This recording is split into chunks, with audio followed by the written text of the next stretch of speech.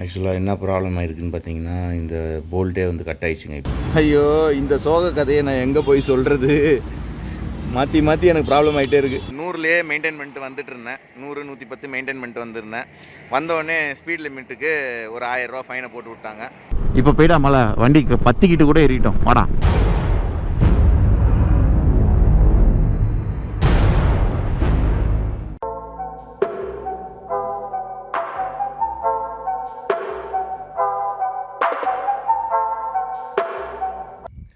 Hello friends, welcome back to my channel. I hope you guys are doing absolutely fine. இன்றைக்கி வந்து பார்த்திங்கன்னா டே 2. இன்றைக்கி வந்து எங்கேருந்துன்னா பெங்களூர்லேருந்து ஹைதராபாத் ஆர் நாக்பூர் ஏதாவது ஒரு இடத்துக்கு டெஸ்டினேஷன் டார்கெட் வச்சு போகணும். நேற்று பெஞ்ச மலைக்கு வந்து செம்ம டயர்டுங்க, உடம்புலாம் பயங்கரமாக அடித்து போட்ட மாதிரி இருக்குது. இப்போ ஹோட்டல்லேருந்து கால் பண்ணியிருந்தாங்க. அவங்க கால் பண்ணப்போ தான் எழுந்திரிச்சேன். இப்போ டைம் பார்த்திங்கன்னா 10:45 ஆகுது. 10:30 காலைல பிரேக்ஃபாஸ்ட் வந்து காம்ப்ளிமெண்ட்ரி அந்த இது இருக்கான், அது முடிஞ்சிருமா 10:30. 10:30 தான் கால் பண்ணாங்க. நான் ஒரு 11 o'clock கீழே வரேன்னு சொல்லியிருந்தேன். சரி, இப்போ அப்படியே கீழே போயிட்டு பிரேக்ஃபாஸ்ட் முடிச்சுட்டு அதுக்கப்புறம் லக்கேஜ் எல்லாம் பேக் பண்ணலாங்க. எல்லாத்தையும் தனித்தனியாக அப்படியே எல்லாம் கழட்டி போட்டு வச்சுருக்கேன். இதெல்லாம் காஞ்சிருக்குன்னே தெரில. இருக்கிறதெல்லாம் மொத்தமாக எடுத்து போட்டு அப்படியே கிளம்ப வேண்டியதான். ஓகே ஃப்ரெண்ட்ஸ், இப்போ பார்த்தீங்கன்னா ரூமை செக் அவுட் பண்ணியாச்சு. எல்லாம் எடுத்துட்டேன், எதையும் மிஸ்ஸிங் பண்ணல. இது வேறு வந்து ஆட்டோமேட்டிக் டோர் லாக்காக இருக்கா, சரக்குன்னு அதுவே லாக் ஆகிடுறாரு. சாத்தினோடனே ட்ரெயின் அவரே சாத்தி போயிடுச்சு. லாக் ஆகிடுச்சா? லாக் ஆகிருந்தேன், அதுதான் லாக் ஆகிடுச்சு. ஹோட்டல் நல்ல பெரிய ஹோட்டலுங்க. எனக்கு இப்போ எப்படி ஸ்வெட் ஆகிட்டுருக்கு தெரியுமா? பயங்கரமான ஸ்வெட்டிங். அங்கங்கே உட்கார்றதுக்கு சோஃபாலாம் போட்டிருக்காங்க. வந்து ஒரு 2 நாள் ஸ்டே பண்ணுற மாதிரி வந்தோம்னா நல்லா சுற்றி வரலாம். எனக்கு பார்த்தீங்களா எவ்வளோ ஸ்வெட் ஆகிடுச்சு. அதுதான் கீழே 2 லக்கேஜை பேக் பண்ணிட்டேன். இப்போ டேங்க் பேக் ஹெல்மெட் எடுத்துகிட்டு போயிட்டு கிளம்ப வேண்டியதான். இப்போ போகலாம் வாங்க. ஓகே, லிஃப்ட்டில் ஏறியாச்சு. சொங்கன்னு கீழே போயிட்டு வண்டியை ஸ்டார்ட் பண்ணால் தான் கொஞ்சம் நிம்மதியாக இருக்கும், காற்று வரும். இல்லைனா அவ்வளோதான், அவிஞ்சிரும். ஓகே சார், பார்ப்போம். ரைட், கிளம்பலாமா? இப்போ அடுத்தது வந்து பார்ப்போம். ஓகே, இப்போ அடுத்தது வந்து நம்ம சித்தி வீட்டுக்கு போயிட்டு அப்படியே ரைடை ஸ்டார்ட் பண்ண வேண்டியதான். மறுபடியும் பார்த்தீங்கன்னா இந்த இது வந்து லூஸ் ஆகிடுச்சிங்க. பாருங்க எப்படி ஆடுது. ஸோ இது எத்தனை வாட்டி தான் நானும் டைட் வைக்கிறதுன்னு தெரில. இந்த வாட்டி ஃபுல் டைட் வைப்போம். இல்லைனா வந்து அது மறுபடியும் லூஸ் ஆகிடுச்சுன்னா எங்கேயா கழட்டி தூக்கி போட்டு வேண்டியதான், வேறு வழி இல்லை. சரி வாங்க, இதை டைட் வச்சுட்டு அப்படியே ரைடை ஸ்டார்ட் பண்ணுவோம். ஆக்சுவலாக என்ன ப்ராப்ளம் ஆயிருக்குன்னு பார்த்தீங்கன்னா இந்த போல்ட்டே வந்து கட் ஆகிடுச்சுங்க. இப்போ டைட் வைக்க சொல்ல. ஸோ இப்போ இந்த கட் ஆகி இந்த பீஸ் வந்து உள்ளே இருக்குது, இந்த த்ரெட்டு. இது என்ன எதுவுமே பண்ண முடியாது. ஸோ இந்த பீஸ் அவ்வளோதான். இப்போ இதை கழட்டி தான் தூக்கி போட்டுட்டு தான் போகணும். சரி, இந்த பீஸை கழட்டிடுவோம். இதை கழட்டியாச்சுன்னா வேலை முடிஞ்சிச்சு. இது ஆக்சுவலாக எதனால் இப்படி கட் ஆகிடுச்சுன்னே தெரில. த்ரெட்டாக நியாயத்துக்கு போயிடுச்சு. ஓகே ஃப்ரெண்ட்ஸ், இப்போ பார்த்தீங்கன்னா வந்துட்டு எங்கள் சித்தி வீட்டிலேருந்து கிளம்பியாச்சு. அதே மாதிரி வந்து இப்போ பெரிய கொடூரம் என்னென்னா, எனக்கு டெல்லிக்கு வந்து 2100 கிலோமீட்டர் தான், அது பிரச்சனை கிடையாது. என்ன ஒன்று மாற்றி மாற்றி மழை பெய்யுது. அதுக்கப்புறம் பார்த்தீங்கன்னா பின்னாடி வந்து அந்த டயர் அகர் இருக்குல்ல, டயர் அகர் வந்து ஒரு சைடு வந்து த்ரெட்டு வந்து கட்டாகி உள்ளே மாட்டிச்சிங்க. அந்த கிளிப் பார்த்துருப்பீங்களா? எனக்கு இப்போ டயர் அகர் தான் ஏதாவது பிரச்சனை பண்ணிடுமோ, பஞ்சாயத்து பண்ணுமோன்னு யோசிக்கிறேன். ஒவ்வொரு பள்ளத்தில் போட சொல்ல என்ன ஆகுதுன்னா, டங்குன்னு இந்த லெஃப்ட் சைடில் உள்ளது வந்து அது அப்படியே போய் ஸ்டேயில் அடிச்சுனே இருக்குது. கொஞ்சம் நேரம் பார்ப்போம், ஹைவே ஏறுவோம். ஹைவேயில் வந்து ஒரு 300-400 கிலோமீட்டர் ஓட்டிட்டு அதுக்கப்புறம் ஃபிக்ஸ் பண்ணுவாங்க மைண்டை. நான்ஸ்டாப் டெல்லியா என்ன பேசிகிட்டே இருந்தேன், திடீர்னு கோபுரம் தானாகவே ஆஃப் ஆயிடுச்சு. அந்த வாய்ஸ் கண்ட்ரோலில் ஆஃப் ஆகும்ல, அந்த மாதிரி ஏதோ இதில் வேர்ட்ஸ் வந்து கேப்சர் ஆகிடுச்சின்னு நினைக்கிறேன். தானாகவே ஆஃப் ஆயிடுச்சு கோப்ரோ. அதாவது என்ன சொல்லிட்டு இருந்தேன்னா, இப்போ எனக்கு வந்து டெல்லி வந்து 2100 கிலோமீட்டர், அது வந்து பிரச்சனை இல்லைங்க. ஆனால் இந்த டயர் அகர் மட்டும் தான் எனக்கு பஞ்சாயத்து பண்ணிகிட்டு இருக்குது, டங்குன்னு அடிச்சிட்டு இருக்கு. சரியா, இந்த டயர் அகர் வந்து இன்னொரு 300 கிலோமீட்டர் ஓட்டுவோம் ஹைவேல. டயர் அகர் பிரச்சனை இல்லாமல் இருந்ததுன்னா ஓகே. அதேமாரி டயர் அகர் ரொம்ப பிரச்சனை பண்ணுதுன்னு வச்சுக்கோங்களேன், கலட்டிட்டு வண்டியில் எங்கேயாவது கட்ட முடியுதான்னு பார்ப்போம். இல்லைனா தலையை சுற்றி செவட்டி அடிச்சுட்டு போயிட்டே இருக்கலாம். ஏன்னா வேறு ஆப்ஷன் கிடையாதுங்க. இப்போ இந்த சின்ன கல்லில் ஏற்றினா கூட டங்குன்னு அடிக்குதுங்க. சரி பார்ப்போம், இன்னும் கொஞ்சம் தூரம் ஓட்டி பார்ப்போம். எனக்கு இந்த சவுண்டு ரொம்ப டார்ச்சர் பண்ணுதுங்க. பின்னாடி சவுண்டு கேளுங்களேன், கடன்னு அடிக்குது.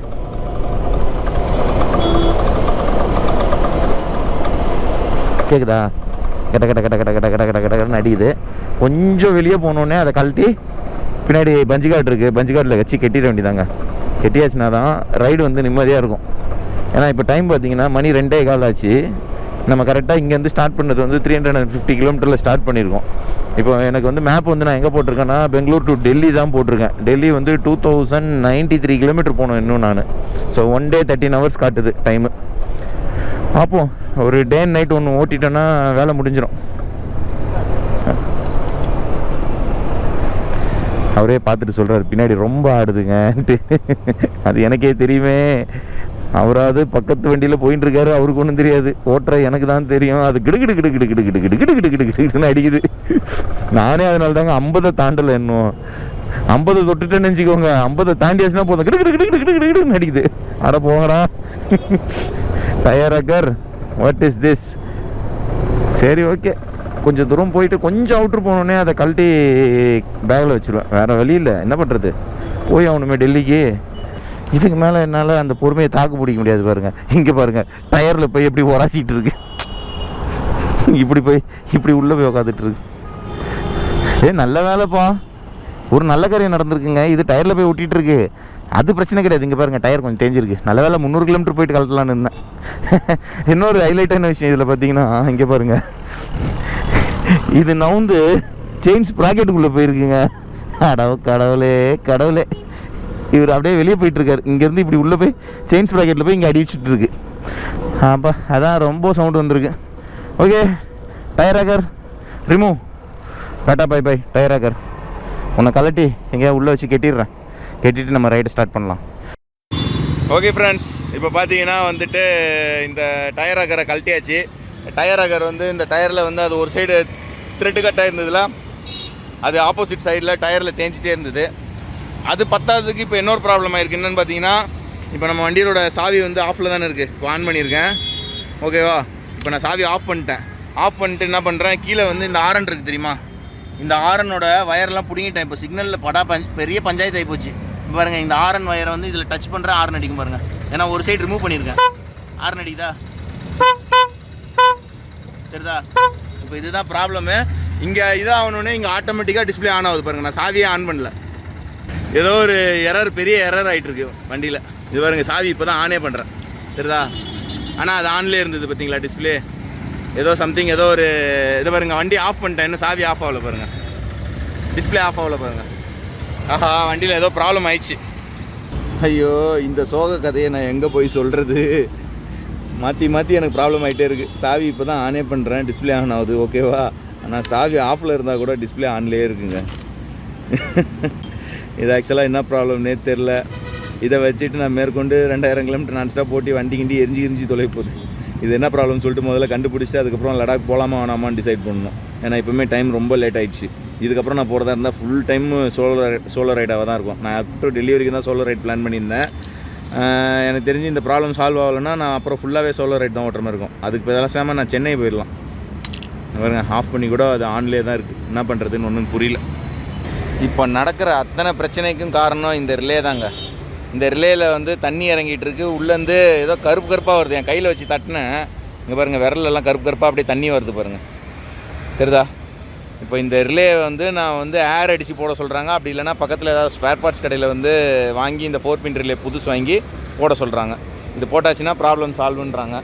இப்போவே மணி 3:30 ஆக போகுது. 1 மணி நேரம் ஆயிடுச்சு இந்த ப்ராப்ளத்தை சால்வ் பண்ணுறதுக்கு, கண்டுபிடிக்கிறதுக்கு. இதுக்கப்புறம் நான் எப்போ இது வேலையை முடிச்சு எப்போ நான் கிளம்ப போகிறேன்னு எனக்கே தெரில. ஓகே ஃப்ரெண்ட்ஸ், இப்போ பார்த்தீங்கன்னா ஒரு வழியாக வண்டி வேலையை முடிச்சாச்சு. அந்த ரிலேவை மட்டும் கலட்டி வச்சுட்டேன். ரிலேவும் ஃபியூஸும் கலட்டி இதில் வச்சுட்டேன். இப்போ நம்ம வண்டியில் ஆரன் கிடையாது. ஆரன் இல்லாமல் ஹைவேஸில் ஓட்ட போகிறேன். எவ்வளோ தூரம் என்ன வேறு ஏதாவது ப்ராப்ளம் வந்துச்சுன்னா அதுக்கப்புறம் மேற்கொண்ட டிசிஷன் எடுப்போம். அதே மாதிரி இந்த டயர் ஆக்கரை வந்து இங்கே கட்டி விட்டுட்டேன். தூக்கி போடலான்னு தான் பார்த்தேன். சரி, இருந்தாலும் கட்டி வச்சுருப்போம். மறுபடியும் ஏதாவது பிரச்சனை வந்துச்சுன்னா அதுக்கப்புறம் சேஃப்டி கடை வச்சிடலான்னு வச்சுருக்கேன். ஓகேவா. இப்போ மறுபடியும் ஸ்டார்ட் பண்ணுவோம் ரைடை. இப்போ டைம் பார்த்திங்கன்னா 4 o'clock ஆக போகுது. ஸோ ஒரு 4 o'clockனா நான் அடுத்த ஒரு 36 hours நான் ஸ்டாப் வண்டி ஓட்டினா தான் வேலைக்கு ஆகும். ஏன்னா இங்கே இருக்கிற வயர் தான் மொத்தத்தையும் கழட்டி வச்சுருக்கேன், ஆரனில் வர்றதெல்லாம். ஸோ இந்த வயரு, ஸோ இது எல்லாத்தையுமே கழட்டிட்டேன். இது மெயின் ஆரன் வயரு. மெயின் ஆரனில் கொடுக்கலான்னு பார்த்தா மெயின் ஆரனை கழட்டி வச்சுருக்கேன். நான் அதை கொடுத்தாவது அந்த ஆரனை வச்சு அப்படியே யூஸ் பண்ணி மேனேஜ் பண்ணிடலான்னு பார்த்தேன். இப்போ அதுவும் முடியாமல் போச்சு. போகிற வழியில் ஏதாவது ஸ்பேர் பார்ட்ஸ் கடை இருந்ததுன்னா அந்த ஸ்பேர் பார்ட்ஸ் கடையில் அந்த 4 pin ரிலே மட்டும் ஒன்று வாங்கி மாட்டிட்டு டேக் அடிச்சுட்டு போயிட்டே இருக்க வேண்டியதான். இப்போ வாங்க, இப்போ கிளம்பலாம், டைம் ஆயிடுச்சு. ஓகே ஃப்ரெண்ட்ஸ், இப்போ பார்த்தீங்கன்னா ஒரு மிகப்பெரிய போராட்டத்துக்கு அப்புறம் நம்ம ரைடை மறுபடியும் கண்டினியூ பண்ணுறோம். டைம் வந்து 4 o'clock ஆக போகுது. எல்லார்கிட்டையும் ஃபோன் பேசி வீடியோ கால் பேசி ஃபோன் சார்ஜ் இல்லாமல் ஆஃப் ஆகி போச்சு. இப்போது அவசரத்துக்கு ஆன் ஆக மாட்டேது, சார்ஜர் போட்டிருக்கேன். இது ஆன் ஆயிடுச்சுன்னா மேப் பார்த்துட்டு போகலான்னு பார்த்தேன். இன்னும் 2090 கிலோமீட்டர்ஸ் ஓட்டணுமா? ஐயோ ஐயோ, டயரகர்லாம் பின்னாடி பேக்கில் அப்படியே மேலோட்டமாக ஒரு கயிறை போட்டு கட்டி வச்சுருக்கேன். என்னதான் நடக்கும் நடக்கட்டுமே, இருட்டினில் நீதி மறையட்டுமே.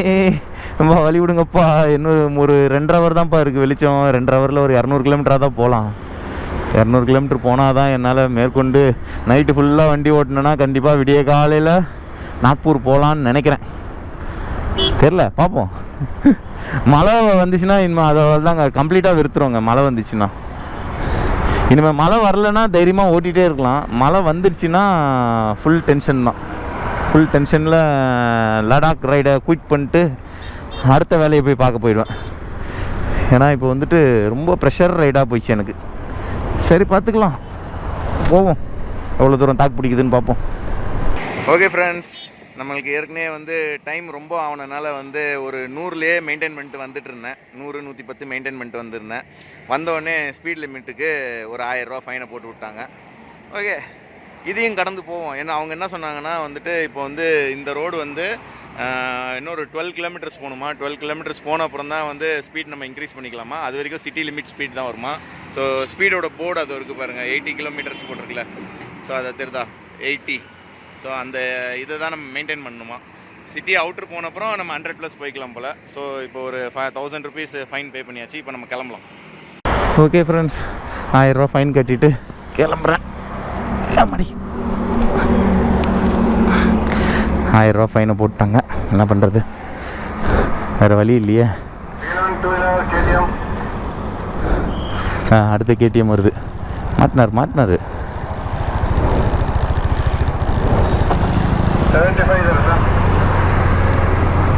ஐயையோ, 80 60 இந்த இடத்துல ஸ்பீட் லிமிட்டு. வளைச்சி பிடிக்கிறாங்க. ஸோ ஒரு பெரிய ரைடு பிளான் பண்ணால் பல சோதனைகளை அனுபவித்து தான் ஆக வேண்டும் போலையே. என்ன கொடுமைடா இது. ஏய், நான் 100ல் வர சொல்ல என்னை ஓவர்டேக் பண்ணலாம், கார்லாம் போச்சுப்பா. சே, ஆடா போங்கப்பா, நம்ம லடாக் போய் சேர்ந்த மாதிரி தான். இது வேறு ஃபோன் வேறு இன்னும் ஆன் ஆகி தொலைல.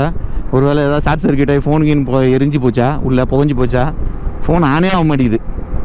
இந்த ஃபோனில் தான் எல்லாரோட கான்டாக்ட் நம்பர் இருக்குது. இந்த ஃபோனில் இருக்க கான்டாக்ட் நம்பர் தான் அவங்ககிட்டே இருக்குது. எங்கேருந்து அவங்க கால் பண்ணி 60 தான், எவ்வளோ 80 போட்டிருந்ததா, 80 60. ஸோ நம்ம 60க்குள்ளேயே ஓட்டிக்கலாம், எதுக்கு ரிஸ்க் எடுத்துகிட்டு. இல்லைனா ஏதாவது வேகமாக போகிற பஸ்ஸு, காரு, லாரி அவங்க பின்னாடி அப்படியே துரத்திட்டு வர வேண்டியதான். ஏன்னா கேமரா வந்து வர்ற வண்டியை தானே ட்ராக் பண்ணோம். நம்ம அந்த வண்டி பின்னாடி போய் அப்படியே போய்க்கலாம். சரி, பார்ப்போம். இன்னும் கொஞ்சம் நேரம் ஓட்டுவோங்க. மறுபடியும் ஏதாவது வில்லங்க ஆச்சுன்னு வச்சுக்கோங்களேன். போ.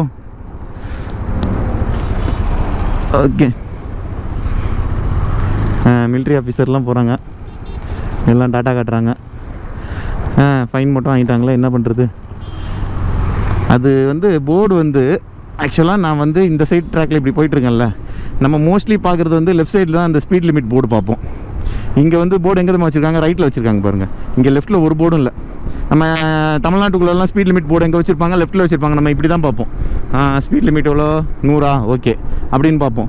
இங்கே எல்லா இடத்துலையும் ஸ்பீட் லிமிட் போர்டு எங்கே வச்சுருக்காங்கன்னா சென்ட்ரலில் வச்சுருக்காங்க. நம்ம எங்கேருந்து பார்ப்போம், கஷ்டம்தான். ஸோ நீங்கள் வந்து பெங்களூர்லேருந்து பெங்களூர் அவுட்ரு டுவர்ட்ஸ் NH-44ல் ஹைதராபாத் ரூட்டில் போக சொல்ல வந்து ஸ்பீட் லிமிட் இருக்குது. ஸோ சிட்டி அவுட்ரு தாண்டுற வரைக்கும் கொஞ்சம் ஸ்பீட் லிமிட் மெயின்டைன் பண்ணிக்கோங்க, அதுக்கப்புறம் வச்சு வெளுத்துக்கலாம். அதே மாதிரி நான் இப்போ K2K ஓட்டுற பிளான் இருக்குது.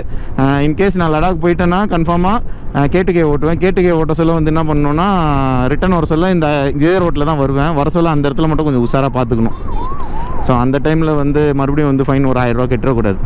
பயங்கரமாக பிடிக்கிறாங்க. டக்குன்னு அப்படியே வண்டிக்கு நடுவில் அப்படி வந்து நின்றுடுறாங்க. சரி, டைம் ஆயிடுச்சேன்னு சொல்லி நான் கேமரா ஆன் பண்ணாமல் அப்படியே போயிட்டு இருந்தேன். சரி, எதுக்கு பிடிக்கிறாங்கன்னு தெரியலையே, பார்ப்போன்னு நின்றேன். ஆனால் நான் அவங்க பிடிக்க சொல்ல அந்த இடத்துல 100 தான் இருந்திருக்கும். நான் மோஸ்ட்லி இந்த ரோடு ஃபுல்லாக 100ல் தான் வந்துட்டு இருந்தேன். இந்த ரோட்டில் 100 இல்லைன்னா அப்புறம் என்ன. சரி விடுங்க, நம்ம போகலாம், அப்படியே போயிட்டே இருப்போம், என்ன தான் நடக்குதுன்னு பார்ப்போம். ஏன்னா நாக்பூர் போகிறதுக்கு முன்னாடி ஏதாவது இல்லைங்க ஆகட்டும். இந்த 2வது வாட்டி எல்லாத்தையும் லக்கேஜ் எல்லாம் கழட்டி போட்டு இப்போ அந்த ஃபியூஸ் எல்லாம் மாட்டிட்டு இருக்கேன். சென்னை போகிற வழியில் மறுபடியும் கம்ப்ளீட்டாக ஏதாவது ரிப்பேர் ஆயிடுச்சுன்னு வச்சுக்கோங்க. இந்த RS இருக்குல்ல, 2 வீலர் ஸ்பேர் பார்ட்ஸ் கடைக்கு வந்துட்டு ரிலே வாங்கி மாட்டிட்டேன். இந்த ஃபாரஸ்ட் ரூட் வந்து பயங்கரமாக இருக்குங்க.